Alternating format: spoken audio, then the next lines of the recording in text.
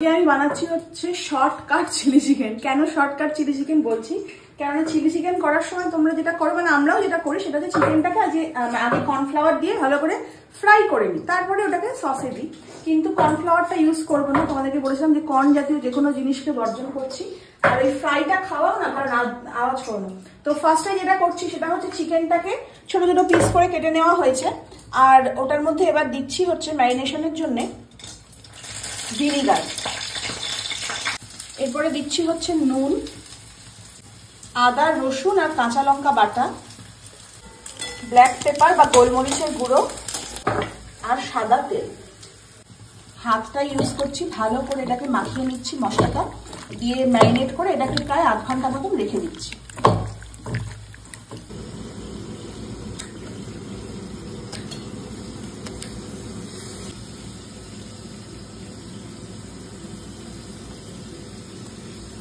চিকেনটা এখানে ম্যারিনেট করে রেখেছি, আর এখানে দেখো আমি এখানে পেঁয়াজ ক্যাপসিকাম গুলো যেমন স্কেল করে কেটে নেয় চিলি চিকেনে, সেরকম ভাবেই কেটে নিয়েছি। আর এখানে হচ্ছে লঙ্কাগুলোকে স্লিট করে নিয়েছি। তো প্রথমেই সাদা তেল গরম হয়ে গেছে, তো এরপর চিকেনগুলোকে আস্তে করে ভেজে নেবো, যেগুলো ম্যারিনেট করে রেখে দিয়েছিলাম।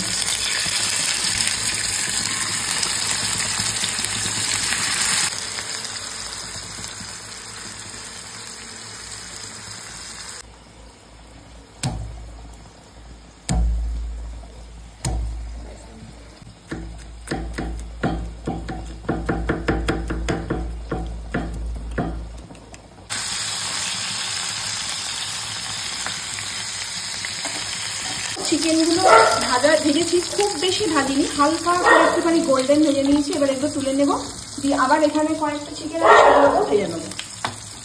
চিকেন ভাজা হয়ে গেছে, ওই ভাজার তেলের মধ্যেই চপড রসুনগুলো দিয়ে দিচ্ছি। আর রসুনের গন্ধ না তেলে পড়লে যে স্মেলটা আসে, অসম্ভব ভালো লাগে।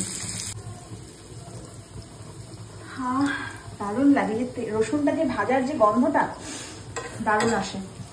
তো যাই হোক, রসুনটা হালকা একটুখানি তেলে নেড়ে নিয়ে, আর এরপর এই ক্যাপসিকামটা আর পেঁয়াজটা একেবারে, লঙ্কাটাও একেবারে দিয়ে দিচ্ছি। সবার আগে পেঁয়াজটা দিচ্ছি, পেঁয়াজটা দিয়ে হালকা একটু নেড়ে নেওয়ার পর তারপরে ক্যাপসিকামটা দেবো, নাহলে ক্যাপসিকামটা ভীষণ নরম হয়ে যায়।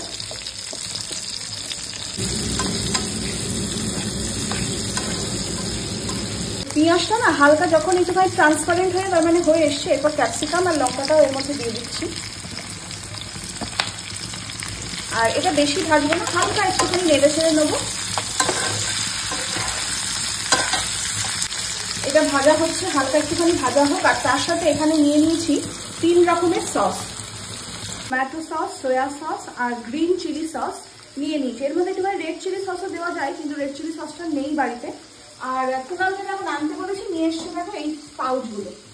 এই দুদিনও যায় না, শেষ হয়ে যায়। এরকম বটল থাকলে কি অনেকবার ইউজ করা যায়। যাই হোক, তো এই 3টে মিক্স করে রেখে দিয়েছি। এবার একটু হালকা নাড়াচাড়া করে নেবো, বেশি করবো না, তাহলে জিনিসটা নরম হয়ে যাবে। এরপর চিকেনগুলো এর মধ্যে দিয়ে দিচ্ছি।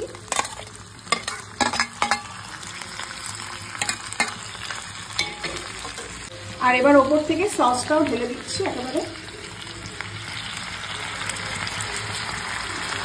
এরপর আর এর মধ্যে আরেকটু নুন দিচ্ছি, খুব সাবধানে নুনটা দিতে হবে, যেহেতু সয়া সস করেছি, যাতে বেশি নুন না হয়ে যায়। হালকা একটুখানি চিনিও দিচ্ছি, তো একটু মিষ্টি মিষ্টি ঝাল ঝাল হয় তো। আর দিচ্ছি একটুখানি লাল লঙ্কার গুঁড়ো। সসের পাত্রটার মধ্যে একটুখানি জল দিয়ে, এটা যেটা সস দিয়েছিলাম এটাকেই ভালো করে ধুয়ে এই জলটাও এখানে একটুখানি অ্যাড করে দিচ্ছি। যেহেতু এটা রাইস দিয়ে খাওয়া হবে, তো একদম ড্রাই হলে আমার ভাত খেতে অসুবিধা হবে।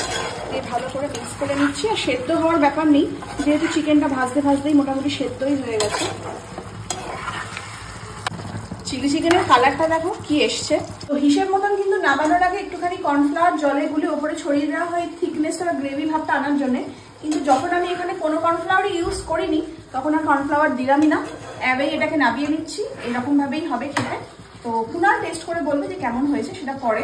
কিন্তু আমার চিলি চিকেন বানানো শেষ। শুধু চিলি চিকেন না, shortcut chilli chicken without frying.